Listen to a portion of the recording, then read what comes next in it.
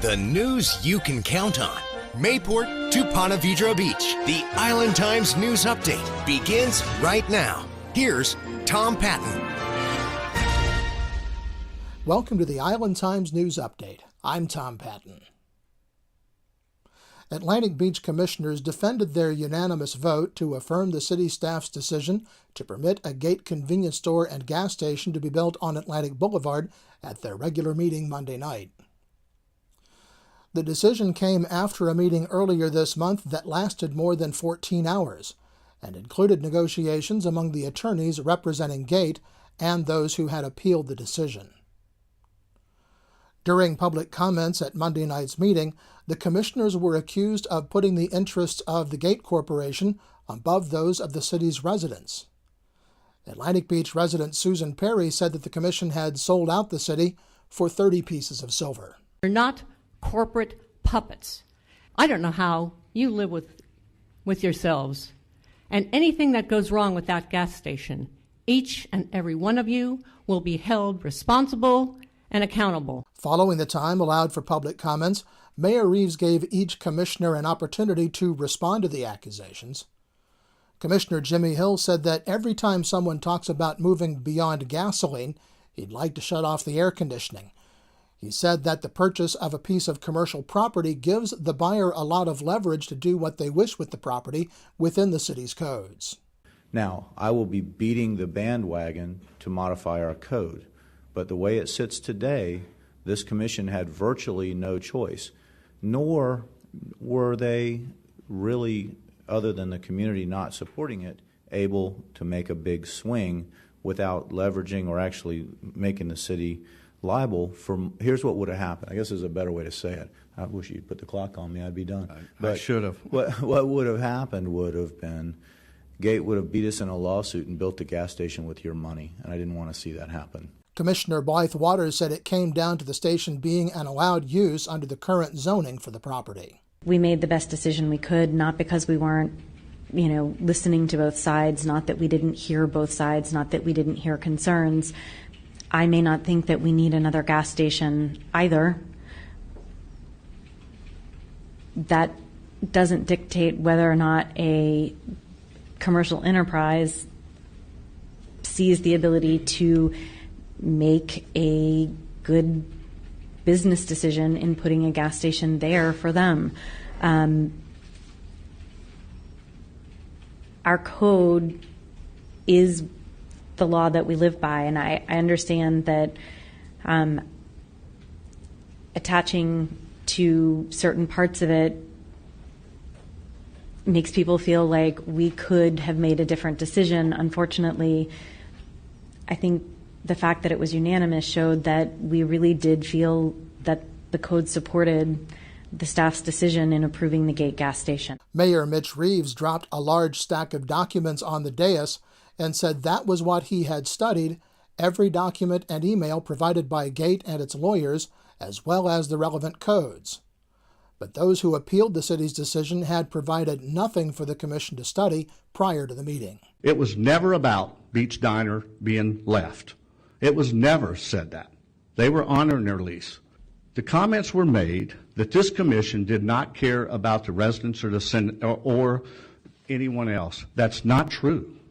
9 out of the 10 changes that we got Gate to commit to were for the residents. It had nothing to do with Gate. Nothing. It was all about the residents. We were not allowed to stop a station coming in. They had the rights. They had no variance. They asked for no variances. They asked for no exceptions. We could have had a quasi-hearing just like every other commission did in the past that everybody was happy with. We could have done that. Up and down vote, yes or no. Did the city follow the rules? That was it. We didn't do that.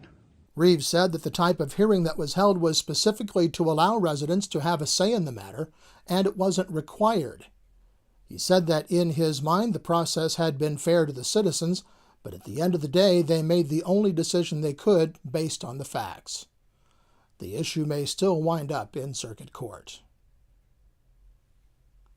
The Atlantic Beach Commission Monday night approved the signing of a memorandum of agreement with the Florida Department of Transportation and JTA to continue to develop a safe route to school, an 8-foot-wide, multi-use paved path that will allow children to safely walk or ride their bikes to the Atlantic Beach Elementary School. Under the terms of the agreement, the city will lead and direct all public involvement associated with the project and take ownership of the path once it's completed. The JTA will administer the project, providing regular updates to the city on the progress of the project design and public concerns. Mayor Mitch Reeves said he had been concerned that signing the agreement would obligate the city to a certain route for the path, and the community was not in agreement as to where the path should be placed. But City Attorney Brenna Durden said that the agreement only obligated the city to move forward. I feel confident that the language would not tie us to a particular path. It would, and that you combine that with the information that we receive from DOT, who is the actual source of the funding. I believe that that language is acceptable and does not tie us to a particular path.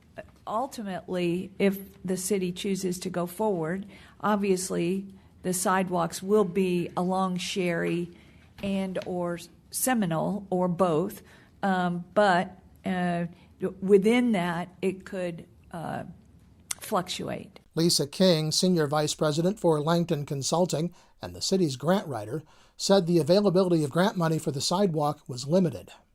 So you want to be very, very careful that if you were to make the decision to decline this, it will certainly go to someplace else in the county. And the opportunity for you to get it again, it could be a great while before you would have that opportunity. Mayor Reeves said that given the opinion of the city attorney, he was comfortable with moving forward. I feel comfortable now, based on the city attorney's comments. As long as we're not locked into this, then I feel comfortable with that. The city will have additional meetings with the community to finalize the path for the safe route to school, and under the terms of the agreement, Atlantic Beach is obligated to schedule and financially support those meetings. Construction on the path is expected to begin next year, with completion sometime in 2018. Well, hurricane season will be on us in just a few days, and while some forecasters are predicting a near or below normal season, even one storm can cause extensive damage in a given area and knock power out for days. The National Hurricane Center has published a series of hurricane preparedness documents online. Topics include determining the risk, developing a plan, checking your insurance, getting your hurricane kit ready, strengthening your home, and finalizing a written plan.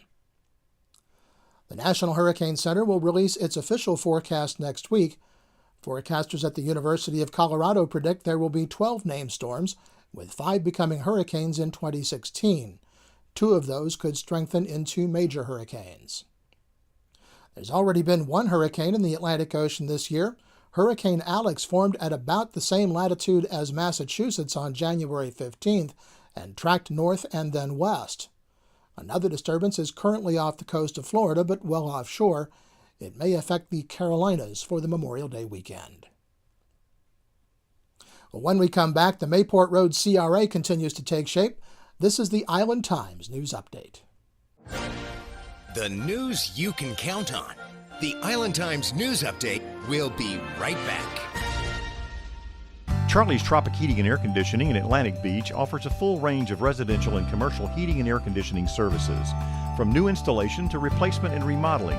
Charlie's Tropic Heating and Air Conditioning can keep your home comfortable year-round, and they offer preventive maintenance contracts to keep your system running at peak efficiency. Charlie's Tropic Heating and Air Conditioning is an authorized Bryant dealer and will service all brands. For year-round comfort in your home or business, contact the original Charlie's Tropic Heating and Air Conditioning at 241-1788. Beaches Academy Child Care Center in Jacksonville Beach has been offering affordable, loving child care to families in the Beaches communities for 35 years. Conveniently located on Penman Road, Beaches Academy offers care for children from infants through preschool, with programs that encourage learning and outdoor play. Our affordable tuition means families can get quality child care at a price that fits their budget. Contact Beaches Academy at 246-3885 and schedule a tour of our center. Beaches Academy, the child always comes first. Welcome back to the Island Times News Update. I'm Tom Patton. The consulting group working with the City of Atlantic Beach held a community workshop Wednesday to get input from residents about the proposed Community Redevelopment Agency, or CRA, along Mayport Road. A CRA establishes a tax base, and proceeds from any increase in property taxes due to a growing economy are set aside specifically for use in the designated area. The monies can be used for infrastructure improvements, parks, business development, beautification, and residential rent assistance, among other things. Steve Lindorf is the president of Community Development and Planning Consultants. The former Jacksonville Beach city planner is working with the outside consulting group to determine whether the city should go forward with the CRA. Lindorf said that because of the circumstances in the area under consideration, the group does not see this as an area where a large-scale development might come in and generate a lot of revenue. The City of Atlantic Beach is going to have to focus on the little things. One of the big things we've been hearing from people is they'd like to rename Mayport Road to something with a little more cachet, like North Beach Parkway or something of that name. They feel that there's a stigma attached to that that's been created over the years. It kind of reminds me of the way downtown Jax Beach was back in the 80s, and it really wasn't a very nice place to be. So there's that kind of thing.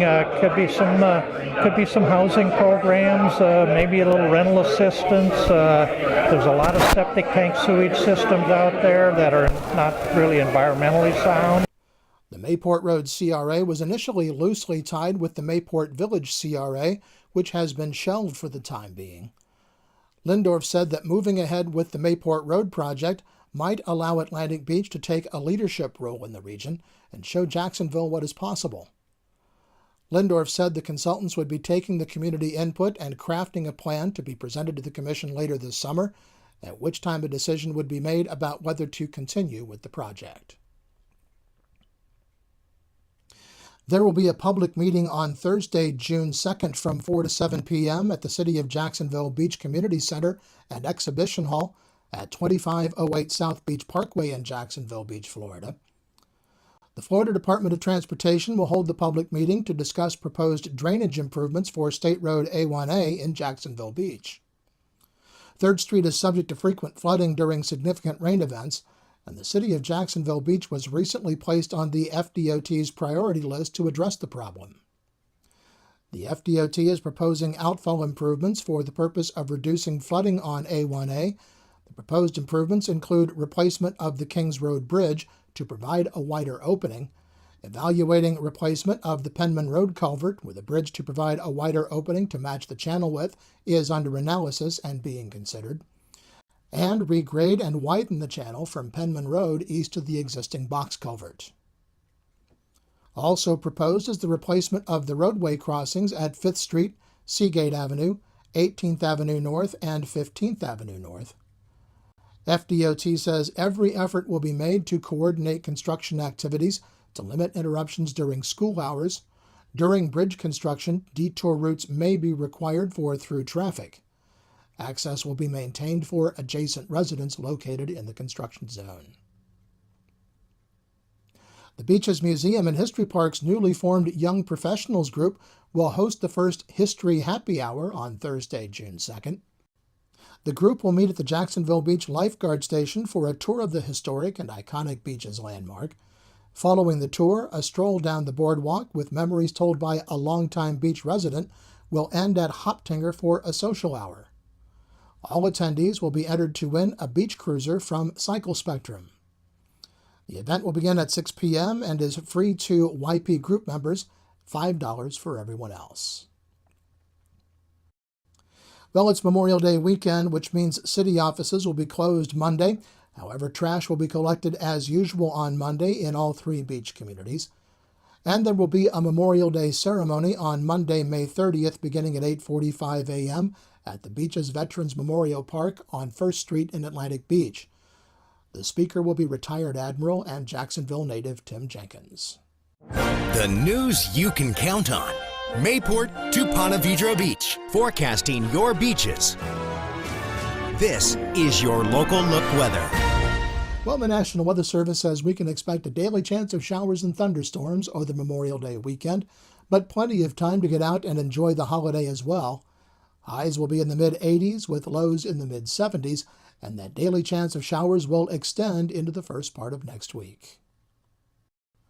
The Island Times is always digital, always free at www.theislandtimes.com. Like us on Facebook and follow us on Twitter to be the first to know about stories posted on the Island Times. I'm Tom Patton. Thanks for watching.